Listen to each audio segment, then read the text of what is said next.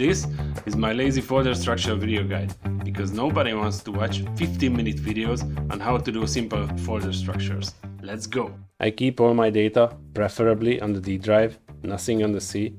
So these folders here, the pictures, downloads, videos, music, are completely empty.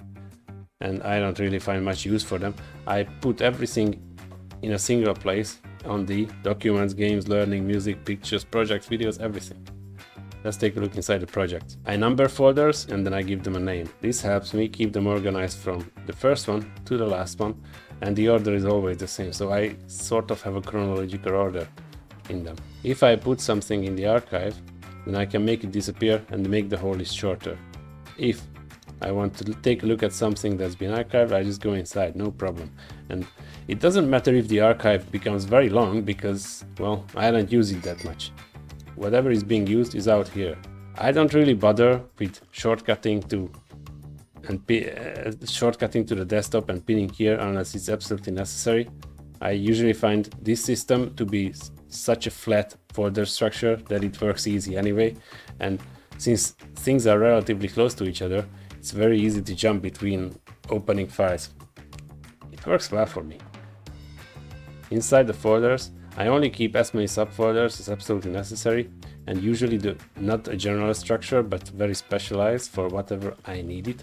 Like here we have frames, HDRI and texture.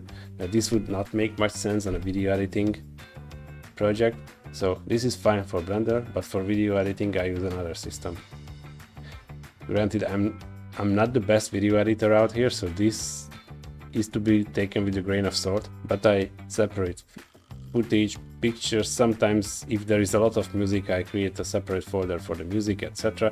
But it all depends on how the given project is, and I never overdo it because that just gives me extra work to sort things out. In the case of bigger video projects, I separate the footage by day as well, as you can see here. So I on occasion use more folders, but I tend to keep a flat structure here as well. If you are working with large files or have a lot of communication with customers and suppliers, then it is a good idea to create received, sent and work folders. This can be out or this can be in, whatever is better for you. It's just a way to separate what you sent, what you received and what you are currently working on. Of course, inside this you can use dates. Pretty easy.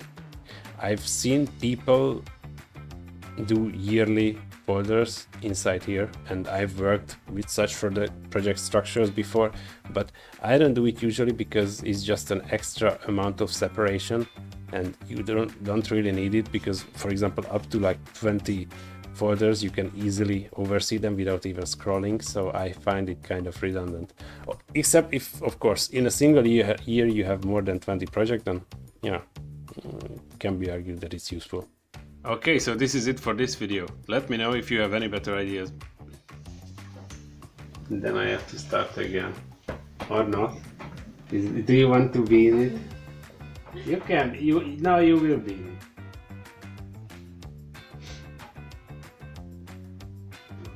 it. Okay, that's not a